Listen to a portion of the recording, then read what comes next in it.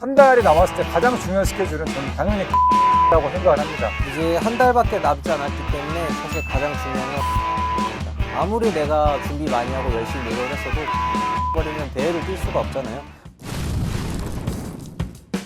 안녕하세요. 컴포트 러닝 코치 박호경입니다. 안녕하세요. 컴포트 러닝 코치 우승민입니다. 이제 2024년 춘천 마라톤이랑 JTBC 마라톤이 이 영상이 올라갈 때쯤이면 한 2주나 3주 정도밖에 남지 않았는데요. 네, 그래서 오늘은 이제 풀마라톤이 얼마 남지 않은 시점에서 어떤 훈련을 해야 되고 뭘 준비해야 되는지에 대해서 좀 알려드리려고 합니다. 그럼 바로 시작해 보도록 하겠습니다. 이제 목표 페이스별로 훈련법이 달라지진 않고요. 이제 동일하다고 보시면 되는데, 이제 3주 전에는 이제 보통 훈련량을 줄여가야 되는 시기인데, 그래도 이제 거리줄을 충분히 못 하신 분들은 이제 거리줄을 마지막으로 할 수 있는 시기라고 보시면 됩니다. 그래서 부족하다고 판단되셨던 분들은 마지막으로 거리줄을 진행해 주시면 되겠습니다. 그리고 이제 2주 전에는 슬슬 거리량을 줄이면서 강도를 올려가야 되는 시기라서 포인트 훈련으로는 하프 레이스를 한번 해주시는 게 이제 적합하시고요. 그래서 대회가 없다고 하시면 하프 레이스 페이스에 맞춰서 하프 지속주를 한번 해주시는 것도 좋습니다. 그래서 컴포트에서도 JTBC 마라톤 2주 전에 시기를 맞춰서 20km 지속주를 할 예정이 있습니다. 그리고 이제 1주 전에는 10km 대회 페이스로 한번 달려주시는 게 좋습니다. 점점 시간이 가까워질수록 거리량은 줄어들고 강도는 올라간다, 이렇게 생각을 해주시면 됩니다. 그리고 이제 대회 전날에는 너무 저녁 늦게 운동하시기보다는 아침에 한 30분 정도 조깅을 해서 몸을 가볍게 만들어 주시는 것도 좋고, 아니면 완전히 휴식을 해주셔도 좋은데, 이제 아무것도 안 하는 휴식보다는 좀 적극적으로 체조도 해주시고 스트레칭도 해주시고 이런 식으로 휴식을 해주시는 게 좋습니다. 아까 호경 코치님께서 말씀해주신 한 주 전에는 10km를 뛰어야 되고 2주 전에는 한 20km, 하프 마라톤 정도 뛰어야 된다고 이제 말씀을 드렸는데요. 혹시 그 두 스케줄을 제대로 하셨다는 가정 하에서는 10km 플러스 30초 그리고 20km 뛴 그 페이스 플러스 15초 페이스 정도로 대회 운영을 해주시면 딱 자기의 100%를 쏟아내실 수 있을 겁니다. 앞서 말씀드렸듯이 이제 마지막으로 장거리를 할 수 있는 시기는 3주 전이라고 보시면 되고요. 그래서 3주 이하로 남은 기간에는 이제 거리보다는 페이스를 올리는 훈련을 해주시는 게 중요합니다. 이제 그동안 거리주나 인터벌 훈련을 하면서 착용했던 신발, 양말, 복장 등을 그대로 착용해 주시는 것을 이제 권장드립니다. 이제 주변에서 뭐 이 제품이 좋다, 뭐 이런 걸 써봐라, 이런 얘기를 듣고 갑자기 제품을 바꿔버린다면 어떤 변수가 발생할지 모르기 때문에 기존에 내가 항상 편하게 쓰던 제품들을 그대로 사용해 주시는 게 가장 좋습니다. 네, 대회 당일 때는 사실 신경 쓸 게 되게 많은데요. 일단은 발끝부터 머리 위까지 한번 나열해 보도록 하겠습니다. 일단 기본적으로 호경 코치님께서 아까 말씀해 주신 내가 사용했던 레이싱화랑 그 내가 옛날 신던 그 양말의 조합을 같이 맞춰 주셔야 되고요. 그 다음에 위로 좀 올라가게 되면은 제가 대회 때 입을 슈츠나 타이즈를 입어 주시고요. 그 다음에 위에 상의로는 이제 싱글렛이나 반팔을 입어주시면 좋고요. 그 다음에 뭐 지금처럼 이렇게 햇살이 많이 비친다고 하면은 선 바이저를 사용하실 수가 있고, 아니면은 그냥 러닝 캡을 사용하실 수가 있고요. 아니면 난 그런 거는 불편하다 뭐 하시면은 선글라스를 끼시는 걸 되게 추천을 드리겠습니다. 그리고 보통 이제 처음에 아침에 집 밖에 나갔을 때는 좀 추울 수가 있고, 그 다음에 대회 레이스 전까지 좀 어느 정도 날씨가 추울 수가 있기 때문에 그걸 대비하기 위해서 체온을 보호하기 위해서 우비 같은 것도 하나 미리 준비해 주시면 도움이 많이 될 것 같습니다. 이제 대부분 카보로딩을 많이들 생각을 하시는데, 이제 컨디션에 문제가 될 정도의 카보로딩은 추천하지 않습니다. 이제 예를 들어서 이제 전통적인 카보로딩으로는 단백질을 3일간 섭취하고 그 뒤 3일은 탄수화물을 섭취하는 이런 식으로 식단 조절을 해서 뭐 체내 글리코겐을 저장하는 방식의 전통적인 카보로딩이 있는데요. 이거는 이제 잘못하게 되면 컨디션 조절이 안 되고 체중 조절에 실패할 수가 있기 때문에 그다지 추천드리진 않고요. 그냥 간단한 방법으로 그냥 평소에 먹는 양을 늘리기보다는 탄수화물의 비중을 높여서 그냥 밥 한두 숟가락을 더 먹는 정도, 이 정도로 해서 탄수화물 섭취를 늘려주시는 게 그런 변수를 줄일 수 있는 가장 좋은 방법이고, 요즘은 이제 시중에 에너지젤이 워낙 잘 나와 있기 때문에 대회 당일에 레이스를 하면서 에너지젤을 한두 개 더 섭취한다 생각하시면 굳이 카보로딩은 안 하셔도 괜찮다라는 게 저의 생각입니다.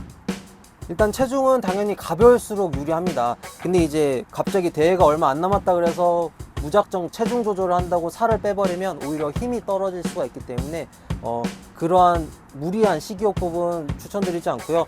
그동안에 훈련을 열심히 하셨다면 체중은 자연스럽게 빠져 있을 겁니다. 그래서 그 상태 그대로 유지해서 대회를 준비하시면 되겠습니다.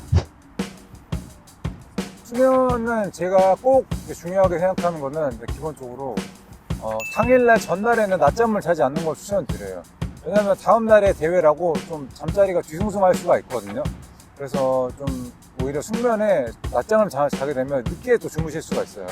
그러면 그게 또 이제 대회 당일날 컨디션에 악영향을 끼칠 수가 있기 때문에 낮잠을 최대한 자지 않는다고 생각해 주시면 좋을 것 같고, 그리고 늦은 오후가 지나서 커피를 드시지 마세요. 카페인이 또 들어가면은 각성작용 때문에 또 저녁에 숙면을 취하시는 데도 방해가 될 수가 있기 때문에 일단 자제해 주시고요.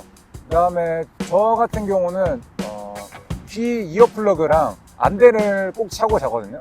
그러면 작은 소음 같은 거는 거의 아예 들리지도 않고, 빛 같은 것도 완전히 차단이 될 수가 있어서 보고 하나 TV라고 들을 수 있을 것 같습니다. 일단 쥐가 나는 이유에 대해서 좀 알아야 되는데요.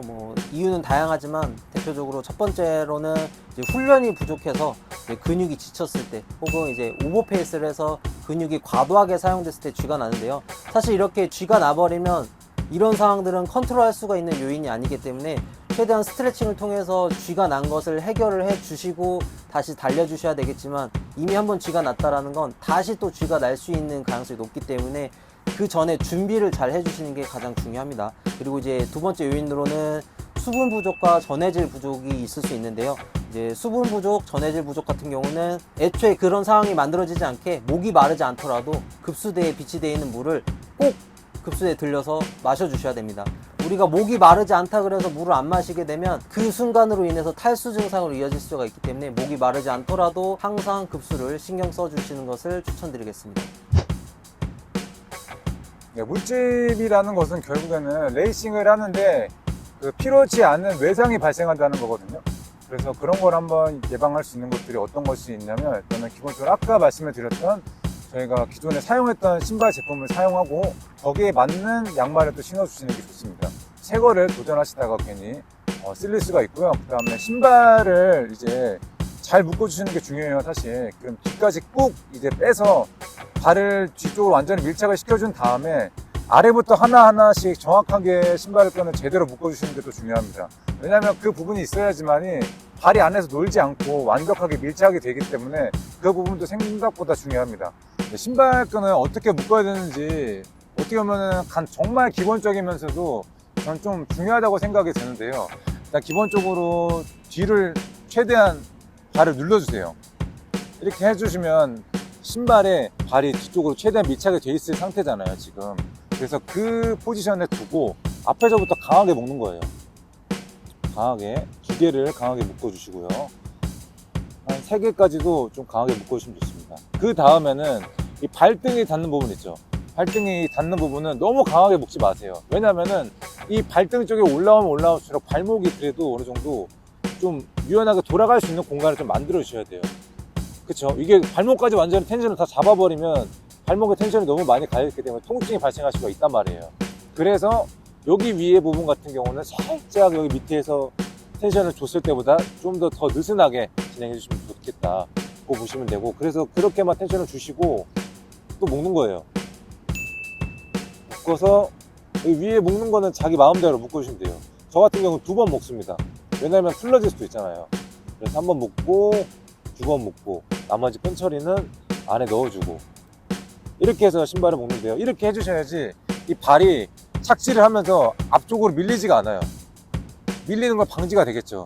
앞으로 밀리면 어떻게 돼요? 아까 전에 말씀드린 물집이 잡히겠죠. 물집이 잡히면 레이스에 내가 실력 문제가 아니라 이 외상 때문에 아파가지고 레이스를 제대로 할 수가 없단 말이에요. 그래서 이것도 생각보다 풀코스 일 때 상당히 중요하다고 볼 수 있겠습니다. 그리고 발 쪽에 좀 내가 자주 물집이 잡힐 것 같은 그 부분에다가는 바세린 같은 걸 많이 발라주세요. 그럼 좋고, 그리고 특히 남성분들 같은 경우는 유륜이 많이 쓸려오셔가지고 피가 나는 경우도 있습니다. 그런 걸 방지하기 위해서 미리미리 니플 패치를 붙이고 뛰세요. 그 생각보다 많이 중요하더라고요. 그 부분 항상 신경을 써주시고, 그리고 내가 꼭 많이만 뛰면 자주 쓸리는 부분이 있어요. 그 부분에 있어서 꼭 바세린을 듬뿍듬뿍 발라주시고 레이스 임해주셨으면 좋겠습니다. 일단 급수 타이밍 같은 경우는 아까 말씀드렸듯이 급수대마다 절대 거르지 말고 항상 급수를 해주셔야 되고요. 그리고 되도록이면 물보다는 이온 음료가 있다면 이온 음료를 꼭 드셔주시길 권장하겠습니다. 에너지젤 같은 경우는 미리미리 드셔야 됩니다. 에너지젤을 먹는다 그래서 그게 바로 에너지로 변환되는 게 아니기 때문에 미리미리 드셔주는 게 가장 중요하고, 보통 10kg, 20kg, 30kg 이런 식으로 10kg 단위로 많이들 드시고요. 아무리 늦어도 마지막 에너지젤은 35kg 지점에서는 드셔주셔야지, 마지막 40kg쯤에서 에너지젤을 먹어버리면 그거는 효과를 볼 수가 없습니다. 그래서 미리미리 드셔주셔야 된다는 거, 이걸 잘 기억해 주시기 바라겠습니다. 네, 일단은 파트별로 좀 이제 말씀을 드리겠습니다.